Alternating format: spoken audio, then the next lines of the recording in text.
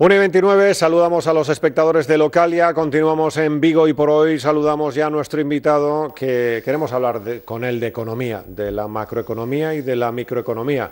En estos minutos, mientras escuchábamos a la doctora Pardiñas, he estado aprendiendo muchas cosas de don Juan Santamaría, el decano del Colegio de Economistas de la provincia de Pontevedra, y quiero que nos hable de muchas cosas que seguramente habéis escuchado durante muchos meses, yo diría que años incluso, pues esas palabras, esas políticas de austeridad, los recortes, el desempleo, muchos problemas que están encima de la mesa y muchos asuntos que queremos tratar en este 2014, que dicen que algo empieza a moverse, con Juan Santamaría, que ya nos acompaña. Don Juan, ¿qué tal? Muy buenas tardes. Hola, buena tarde. ¿Empieza a moverse algo, Juan? Bueno, podemos decir que empieza a haber un punto de inflexión, es decir, es evidente que ya no está cayendo el Producto Interior Bruto y la recesión parece que se está estancando, pero estamos estacionados en la banda baja. Por lo tanto, lo que se hace ahora necesario son políticas de activación y de reactivación económica, cuya recuperación todavía va a ser muy lenta. O sea, que esto va para largo, ¿no? Todavía sí. Aunque tenga una mejor pinta. Exactamente, no se deteriorará tanto la situación, pero va a ser una situación todavía estacionaria y de recuperación muy lenta. Y cuando la semana pasada Juan Santamaría leía el informe de los expertos y planteaban diferentes medidas a aplicar, no sé cómo lo ve usted o cómo se lo puede explicar a los oyentes de Radio Viva, a los espectadores. Bien. ¿Qué es lo que le llamó la atención de ese informe de expertos, Juan? Varias cosas. En primer lugar, explicar lo siguiente. Es decir, cuando hay bonanza económica y la economía crece, podemos bajar los impuestos y aumenta la recaudación en mayor medida. Pues si bajamos los impuestos un 2%, un 3%, y el Producto Interior Bruto pues, crece al 3 al 4, como ocurrió en los mejores años, pues evidentemente la rebaja de impuestos incluso incentiva, porque incentiva el consumo. Claro. Lo que no se consume se ahorra y por tanto se invierte. ¿Qué ocurre? Que en etapas de recesión las necesidades de financiación del Estado son mayores. Entonces es muy difícil que cualquier reforma fiscal vaya a reducir la presión sobre el contribuyente. Por lo tanto, este informe de expertos lo que hace es redistribuir la carga, digamos, la carga fiscal, favoreciendo a unos contribuyentes en prejuicio de otros. Se habla de favorecer a la pequeña empresa y no tanto a la gran empresa, pero en cualquier caso lo que nos tenemos que mentalizar es que el objetivo prioritario es el de aumentar la recaudación para reducir el déficit público. Por lo tanto, nos van a rebajar, parece ser que el IRPF y sobre todo en las rentas más bajas, pero a la larga eso se acabará compensando, aunque el gobierno por el momento diga que no.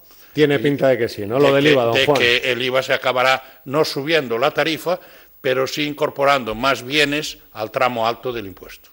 Y entonces estamos hablando de, claro, cuando se analizan este tipo de situaciones, pues la gente dice, es que, por ejemplo, ayer, manifestación de los peluqueros, que le suben de golpe del 10 al 21 y que están ahogados, que han cerrado miles de peluquerías en toda España.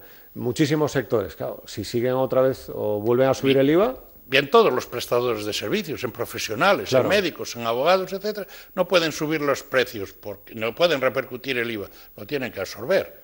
Entonces, aquí al final, esto es el pescado que se muerde la cola, ¿no? O sea, tendremos un poco más de dinero por el tema de la nómina. Tendremos un poco más de dinero, pero habrá que usarlo para gastar lo mismo, exactamente, o para comprar lo mismo. Tendremos que racionalizar un poquito mejor y seleccionar mejor el gasto. Yo creo que sí, que las familias sobre todo están bastante mentalizadas porque la austeridad nos viene impuesta, ¿no? Y tampoco hay manera de hipotecarse más de lo que ya estábamos y de endeudarse, porque otro problema es ese, no hay crédito y no hay fluido para dinamizar la actividad económica, ¿no? Y la pregunta que se hace mucha gente, que a lo mejor va a pedir un crédito ya no solamente para el ámbito familiar, sino porque tiene un negocio o tiene una empresa o quiere montar un negocio.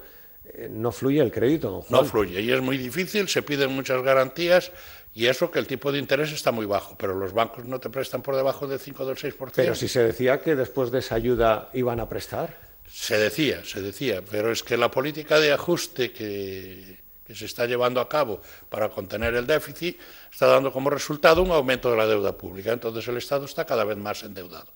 Los bancos reciben dinero del Banco Central Europeo a un tipo de interés bajo, pero lo colocan a un tipo de interés no tan elevado como antes y con una prima de riesgo más reducida, pero van al negocio seguro. Este es un negocio rentable, el Estado paga, el Estado cumple, y además hemos reformado la Constitución para poder cumplir, en primer lugar, con el compromiso de la deuda pública. Y entonces, cuando no fluye el crédito, el consumo cae y el desempleo se mantiene, ¿cómo se intenta resolver esa ecuación, don Juan? Pues aquí hay que resolverla por la vía del crecimiento.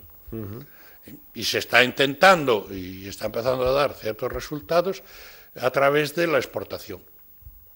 Es decir, estamos bajando salarios, estamos reduciendo costos, sobre todo salariales, con lo cual también estamos reduciendo la capacidad de consumo, pero en cierto sentido estamos abaratando nuestros productos en el exterior. Pero eso exige también políticas de competitividad. Claro.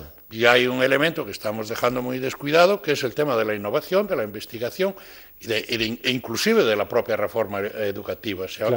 Se ha promulgado una nueva ley y se ha dilatado su implantación. Entonces, una de dos, o la ley mejora el sistema educativo o no lo mejora. Si lo mejora, aplíquese cuanto antes, y si no, pues revísese y reestructúrese todo ese tema. El no invertir en I+D+I lo pagaremos a medio plazo, ¿no? Lo pagaremos cuando podamos empezar a recuperarnos, que vamos a hacerlo en condiciones de menor competitividad de la que podríamos haberlo hecho. Y el desempleo, esto no hay forma. Esto como, no sé si hay diferentes tesis, teorías, pero claro, Europa u otros países no tienen ese problema que nosotros tenemos, o ese lastre. Exacto. Vamos a ver, cronificado, ¿no? La actividad económica fluye. La estructura demográfica es más permanente. Entonces, la actividad económica, podemos tener crisis, puede ser una crisis de larga duración que puede durar 10, 15 o en algunos casos 20 años, puede ser coyuntural y en 2 o 3 años salimos de ella, pero la estructura demográfica, esa no varía. Solo varía cuando se produce un cambio generacional. Un cambio generacional se produce cada 20 o 30 años. Por lo tanto, aquí una de dos. O la recuperación económica en otros países favorece la emigración de españoles hacia el exterior, o si no, vamos a seguir lastrando ese paro, la recuperación económica, porque el dinero que se va en el seguro de paro no se va en reactivar la economía. Entonces, una de las medidas posibles, y algo se apunta por ahí en el informe, es que se subvencione a las empresas que contraten parados. Claro. Si el parado nos cuesta de media 500 euros, si subvencionásemos con 500 euros a los empresarios, muy probablemente ellos pondrían otros 500 y ya teníamos casi un ejército de mileuristas, y a partir de ahí todo lo demás. Ya que hablaba del informe, están los transportistas temblando por lo de las autovías con peaje también.